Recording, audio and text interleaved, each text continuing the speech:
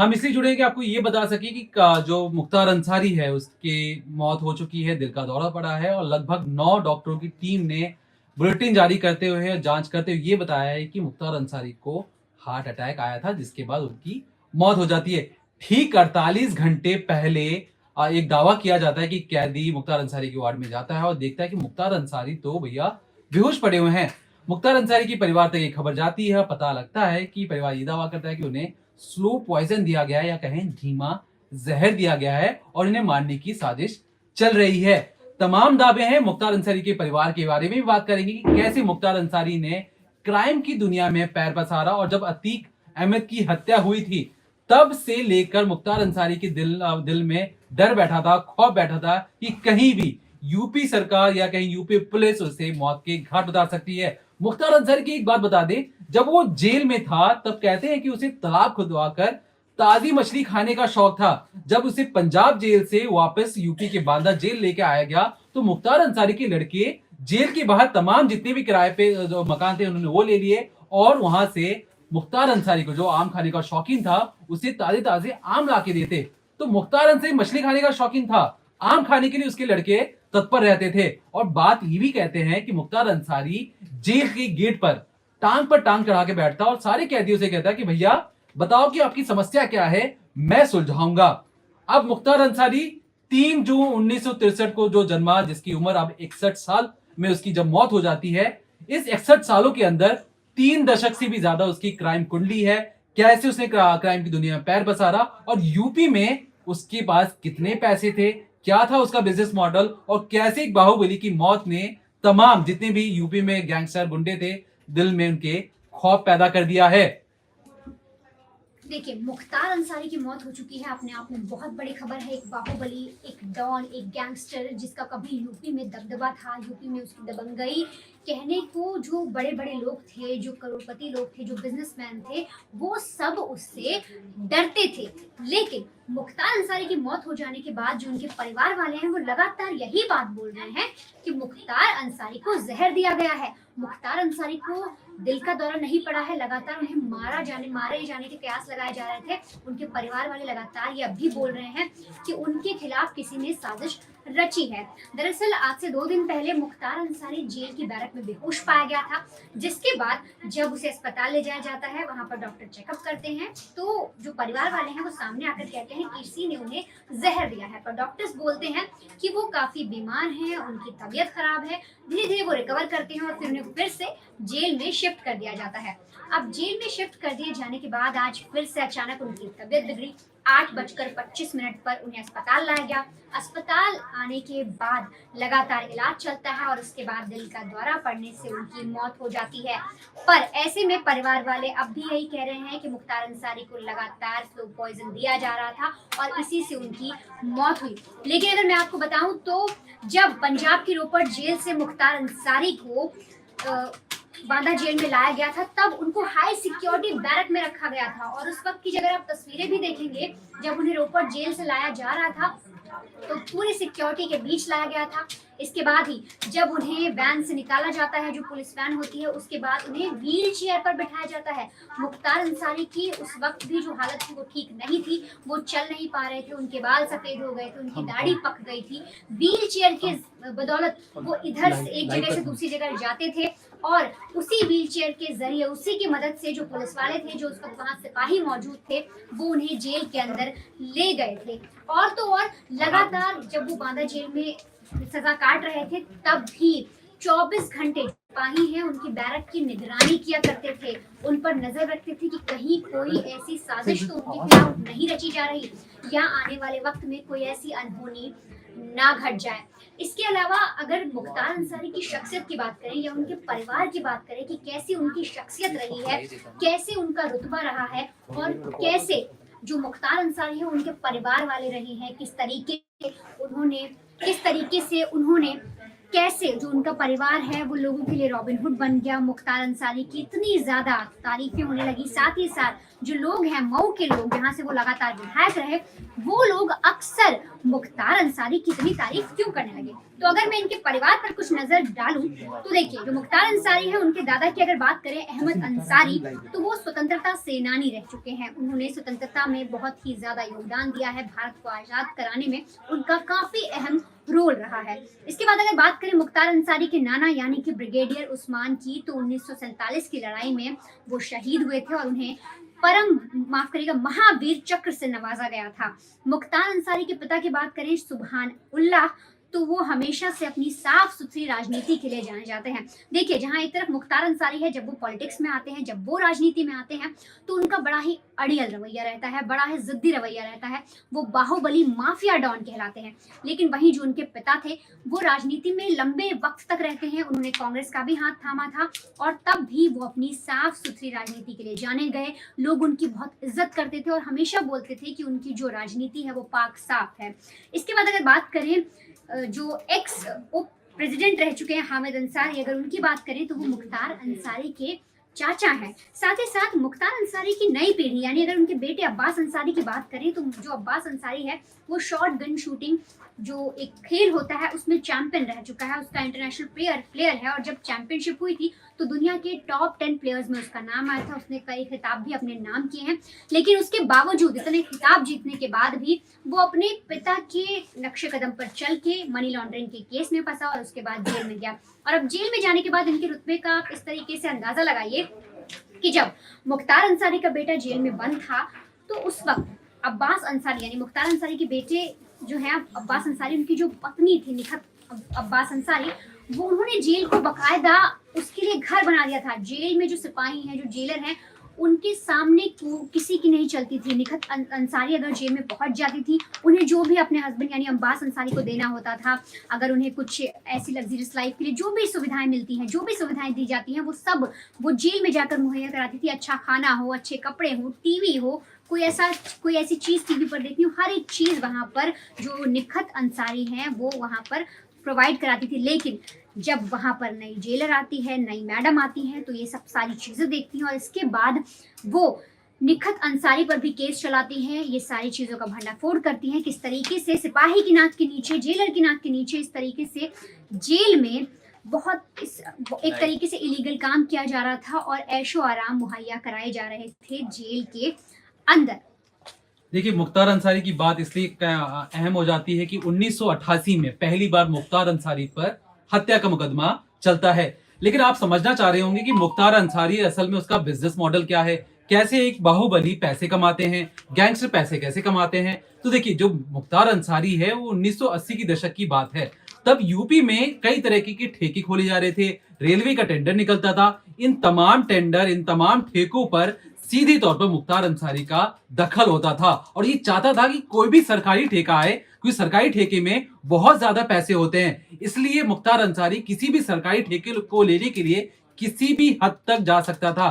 तो जब पहली बार अफजल अंसारी, जो मुख्तार अंसारी का भाई है, 1985 में जब विधायक बनता है, तब पहली बार मुख्तार अंसारी एक ठेकेदार से जाके झगड़ता है। नाम है उस ठेकेदार का सचिनानंद राय। जब सचिनानंद राय से वो झगड़ता है तो कहासुनी बहुत ज्यादा होती है, लेकिन कहते हैं कि कहासुनी होने के अगले ही दिन सचिनानंद राय की हत्या कर दी जाती है। और ठीक हत्या करने के पीछे जो सबसे बड़ा नाम आया वो था मुख्तार अंसारी का। 1988 में, 1963 में वो जन्म लेता है, 1988 आते आते उस पर हत्या का मुकदमा दर्ज होता है। बहुत ही यंग एज में उसकी हत्या का मुकदमा दर्ज होता है। लेकिन जब पहली बार मुख्तार अंसारी पर हत्या का मुकदमा दर्ज होता है तो कभी भी पीछे मुड़ के नहीं देखता। वो अगली बार एक के बाद एक पायदान चढ़ता जाता है। राजनीतिक जो उसका कैरियर था उसमें एक के बाद एक पायदान चढ़ते जाता है। कहते हैं कि जब वो बीएसपी में या कहीं मायावती की पार्टी में शामिल होता है तो उसके बाद सीधे तौर पर उसे Z+ सिक्योरिटी दे दी जाती है। याद रखिए, ये वही अपराधी है जिस पर हत्या का मुकदमा चल रहा था। हत्या के तमाम केस, अपहरण जैसे कई सारे मामले चल रहे थे। उसे यूपी सरकार Z+ सिक्योरिटी दे देती है और कहती है कि नहीं, जान का खतरा है। लेकिन इसके बाद 1996 आते आते तमाम, जब इलेक्शन कमीशन अपनी वेबसाइट पर बताता है, जो खास तौर पर मुख्तार अंसारी इलेक्शन कमीशन को बताते हैं कि देखिए भैया, मेरे पे तो बहुत सारा केस चल रहा है। और इस केस का वो खुले तौर पर बताते हैं कि ऑन द रिकॉर्ड कम से कम उनके पास इतने मामले दर्ज हैं। लेकिन जब अब मुख्तार अंसारी की दिल के दौरा पड़ने से जब उसकी मौत हुई है तो अब तक 62 से ज्यादा मामले ऑन द रिकॉर्ड हैं उसके नाम पे। याद रखिएगा, Mukhtar Ansari of the record तो बहुत ज्यादा हो सकते हैं, लेकिन 62 ऐसे मामले हैं, कई मामलों से बरी भी किया जा चुका है, लेकिन अब उस पर 62 से ज्यादा मामले ऑन द रिकॉर्ड हैं। लेकिन बात हम यहाँ पे इसलिए कर रहे हैं कि जब कृष्णानंद राय अगर जो नाम आता है मुख्तार अंसारी से सबसे जोड़कर देखा जाता है, दरअसल 2002 में जो कृष्णानंद राय थे उन पर ये बीजेपी से विधायक थे, इन्होंने अंसारी परिवार से गाजीपुर की एक सीट थी उसे छीन लिया। अब जो कृष्णानंद राय थे उन्हें अंसारी परिवार से जब ये सीट छीनी, तब कहीं ना कहीं कहते कि मुख्तार अंसारी को बहुत ज्यादा गुस्से में था, उसे लगा कि हमारी पुश्तैनी सीट पर कोई कैसे जीत सकता है। 2002 इलेक्शन होता है, कृष्णानंद राय जीतते हैं। 2005 आते आते कहते हैं कि जब कृष्णानंद राय एक उद्घाटन करके एक समारोह का जब लौट रहे थे, तब एक छोटी सी गली में कई मतलब AK-47 से 500 से ज्यादा गोलियां उन पर बरसा दी जाती हैं। वो गली इतनी छोटी थी कि जो विधायक कृष्णानंद राय थे जो बीजेपी के थे वो वापस अपनी गाड़ी घुमा भी नहीं पाए, और लगभग AK-47 राइफल का शौक रखने वाले मुख्तार अंसारी ने एक के बाद एक अंधाधुंध फायरिंग की छलनी कर दिया कृष्णानंद राय को 2005 से। उसके बाद कहते हैं कि जब ये मामला तूल पकड़ा तो सरकार को दखल था कि किसी भी तरीके से इस मामले को CBI को सौंपा जाए, लेकिन फिर भी जो मायावती की सरकार थी उसने अपने CID को सौंपा। लेकिन जैसे जैसे मामला बढ़ता गया उसके बाद सरकार बदलती है, अखिलेश जी आते हैं, उन पर कहा जाता है कि भैया कानून व्यवस्था आपकी ठीक नहीं है। तब मुख्तार अंसारी की धरपकड़ होती है, उन्हें कई मामलों में दोषी ठहराया जाता है। यहां तक कि जो कृष्णानंद राय का जो परिवार था, उनके बच्चे और बीवी चाहते थे कि ये जो पूरा मामला जो गाजीपुर में हुआ है इसे किसी भी तरीके से भैया दिल्ली ट्रांसफर कर दिया जाए। लेकिन देखिए मुख्तार अंसारी का रोला ऐसा था, ताकत ऐसी थी कि बाहुबल ऐसा था कि कोई भी जितने भी गवाह थे जो कृष्णानंद राय के जिन्होंने देखा था कि किस तरीके से कृष्णानंद राय को मारा गया है, सारे के सारे गवाह कोर्ट में बदल जाते हैं, मुकर जाते हैं कि उन्होंने कहते हैं कि हमने तो भैया खून देखा ही नहीं, हमने तो देखा नहीं किसने गोली चलाई। तब कोर्ट फैसला करती है कि देखिए भैया गाजीपुर से दिल्ली क्या ट्रांसफर करेंगे, गवाही नहीं है आपके पास, किसने मारा कृष्णानंद राय को, आप कैसे साबित करोगे कि मुख्तार अंसारी ने ही कृष्णानंद राय पे गोली चलाई है, कोई मामला नहीं था। तो ये जो पूरा मामला था यूपी में ही रह जाता है। परिवार बार बार रो के कहता है कि भैया हम एक बाहुबली के खिलाफ लड़ रहे हैं, हमारी मदद कीजिए, हमारे मामले को आप दिल्ली ट्रांसफर कीजिए, लेकिन दिल्ली ट्रांसफर नहीं होता है। फिर एक रोज आता है कि जब यूपी की जेल में, कहते हैं कि यूपी की जेल में मुख्तार अंसारी पूरे बाहुबल और ठेठ बाट के साथ रहता था, लेकिन जैसे ही मामला सुप्रीम कोर्ट पहुंचता है, सुप्रीम कोर्ट दखल देती है और ये जाता है पंजाब के रोबर्ट जेल में जाता है। लेकिन जैसे ही यूपी में भाजपा सरकार आती है, तमाम जो गैंगस्टर हैं या जो तमाम जो बाहुबली हैं वो डरते हैं, उन्हें लगता है कि किस तरीके से बचा जाए। तो जब मुख्तार अंसारी को पंजाब से वापस यूपी के बांदा जेल लाने की कोशिश हो रही थी, तब पंजाब सरकार बहुत ज्यादा आनाकानी कर रही थी। वो कह रही थी कि भैया हमें क्यों देना है, मुख्तार अंसारी वहां पे सेफ नहीं रहेगा। बहुत मुश्किलों के बाद जब सुप्रीम कोर्ट कहती है कि ठीक है, सुप्रीम कोर्ट के सामने यूपी सरकार जाके कहती है कि हम इनकी सुरक्षा का बिल्कुल नजर रखेंगे, कोई इनके साथ कुछ होगा नहीं। उसी वक्त जब ये सब कवायद चल रही थी, अतीक अहमद का हत्या हो जाता है। तब मुख्तार अंसारी के वकील कहते हैं कि भैया देखिए अतीक का तो एनकाउंटर क्या, माफ कीजिएगा, हत्या हो गया है, तो ये मुख्तार अंसारी की सेफ्टी का हम यूपी सरकार पर कैसे भरोसा करें। लेकिन सुप्रीम कोर्ट कहती है कि नहीं, आपको रोबर्ट जेल से इनको बांदा जेल लेके आया जाएगा। बांदा जेल मुख्तार अंसारी आता है और जो उनके लड़के थे मुख्तार अंसारी के, वो लड़के खुश हो जाते हैं, उन्हें लगता है कि भैया हमारे तो गुरुजी आ गए हैं। उसके बाद मुख्तार अंसारी के तमाम जो जितने भी गुर्गे थे वो आसपास रहना शुरू करते हैं, उनके लिए मीठे मीठे आम लाना शुरू करते हैं। और जो मुख्तार अंसारी जब पंजाब जेल से उसे यूपी की जेल लेके आया जा रहा था, तब दिखा था कि मुख्तार अंसारी का जो बाहुबल है, वो तमाम सीना चौड़ा करके चलने वाला शख्स, जो हत्या करने के बाद पुलिस की आंखों में आंखें डालकर कहता है कि भैया मैंने तो उसको मार दिया, लेकिन किसी भी पुलिस वाले की हिम्मत नहीं होती थी कि मुख्तार अंसारी को टोक सके, रोक सके, क्योंकि उसका बाहुबल AK-47 रखने का शौक था और कोई भी पुलिस वाला डर के मारे मुख्तार अंसारी पर हाथ डालने से बचता था। उसे लगता था अगर उन्होंने हाथ डाला मुख्तार अंसारी पर तो उन्हें और उनके परिवार को भी मुख्तार अंसारी से खतरा हो सकता है। इसलिए जितने भी खाकी वाले थे वो कभी भी मुख्तार अंसारी से आमने सामने आने से बचते थे।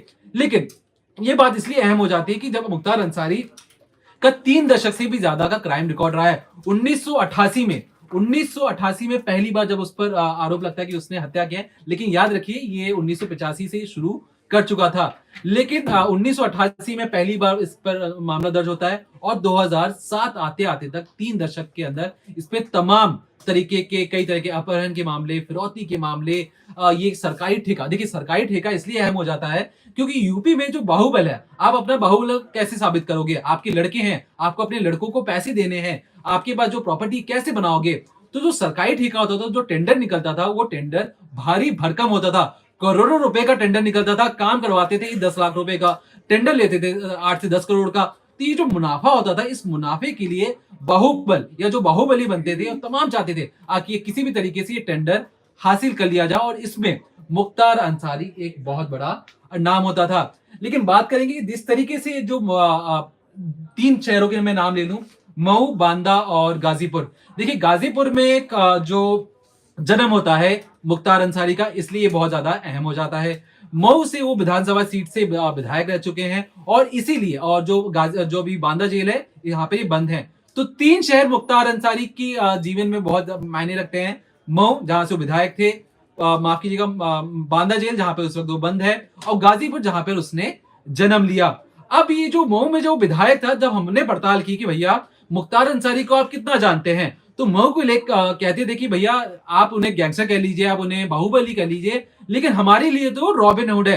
रॉबिन हुड के मायने ये है कि अमीरों से लूटो, गरीबों में बांटो, और ये काम बखूबी करता था मुख्तार अंसारी।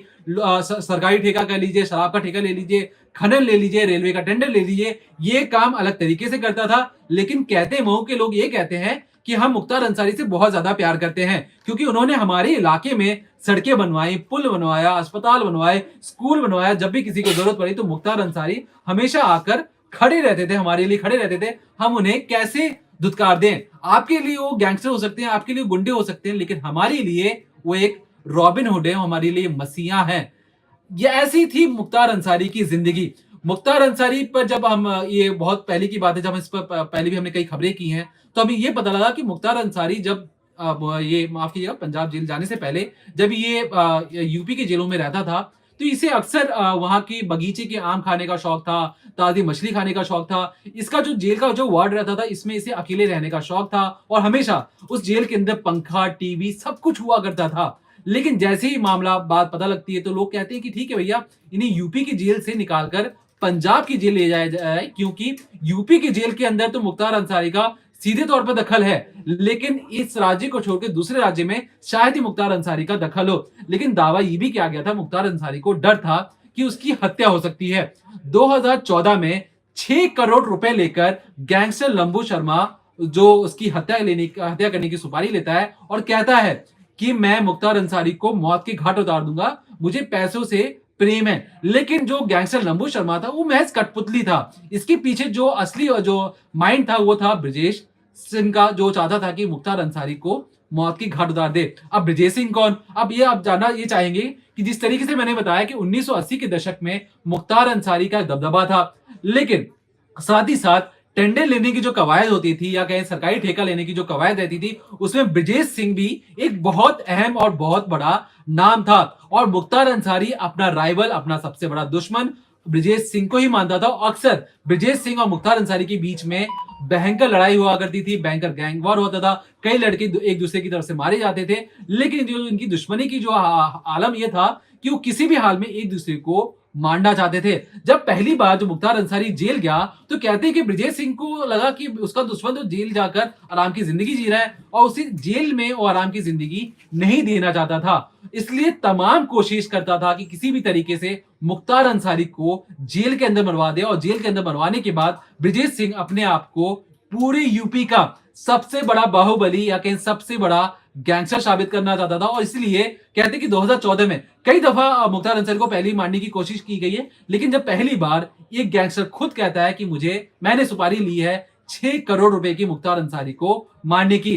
2014 का मामला था। 10 साल बीतते बीतते पता लगता है कि 2024 में फिर से परिवार दावा करता है कि मुख्तार अंसारी को धीमा जहर दिया गया, उनके खाने में जहर मिलाकर उन्हें मारने की कोशिश की जा रही है। और ये तमाम चीजें यूपी सरकार और यूपी पुलिस के नजर में की जा रही है, ऐसा परिवार का दावा था। लेकिन जब 48 घंटे पहले जब मेडिकल रिपोर्ट आई तो उसमें सीधे तौर पर डॉक्टर ने इसे डिनाई कर दिया। लेकिन 48 घंटे बीतते बीतते याद रखिए, मुख्तार अंसारी जब अपनी जेल में बंद था तो एक कैदी मुख्तार अंसारी से मिलने जाता है। पता लगता है कि मुख्तार अंसारी तो बेहोश है, जिसके बाद वही कैदी पुलिस के जरिए परिवार तक खबर पहुंचाता है। फिर तब जाकर परिवार कहता है कि थी हमें लगता है कि ये मारने की कवायद चल रही है। जिस तरीके से मुख्तार अंसारी की हालत खराब है, उन्हें कई तरह की बीमारी है, तो ये जो जेल मैनुअल के अकॉर्डिंग कोर्ट को भी उन्हें बेल पर छोड़ देना चाहिए था, या उन्हें जमानत पर छोड़कर उनके इलाज के लिए, अच्छे इलाज के लिए उन्हें अस्पताल में इलाज कराने के लिए छोड़ देना चाहिए था। लेकिन जिस तरीके की क्राइम कुंडली थी मुख्तार अंसारी की, उसमें कोई भी रिस्क नहीं लेना चाहता था। यहाँ कहते हैं कि कोर्ट ने उन्हें कोई छूट नहीं दी, ना ही जेल प्रशासन ने कोई छूट दी। और अब जाकर जब उनके दिल का दौरा पड़ा है, जब हम फुटेज देख ही रहे थे, तो हमें पता लगा कि जब जिस वक्त उन्हें अस्पताल के अंदर ले जाया जा रहा था, बिल्कुल बेजान हालत में थे। मतलब कार्डियक अरेस्ट तो जब उन्हें हुआ तो अस्पताल ले जाते वक्त स्ट्रेचर पर वो अपना हाथ संभाल नहीं पा रहे थे, और जब अंदर गए तो कुछ ही समय के बाद, पहले तो परिवार ने पहले ही बता दिया था कि उनकी डेथ हो चुकी है, लेकिन खबर की पुष्टि होने तक हम आप तक रुकना चाहते थे, और जब तक खबर जब कंफर्म होगी, जब पता लगा कि मुख्तार अंसारी की मौत हो चुकी है, तब हम आप तक ये चीजें लेकर आए हैं।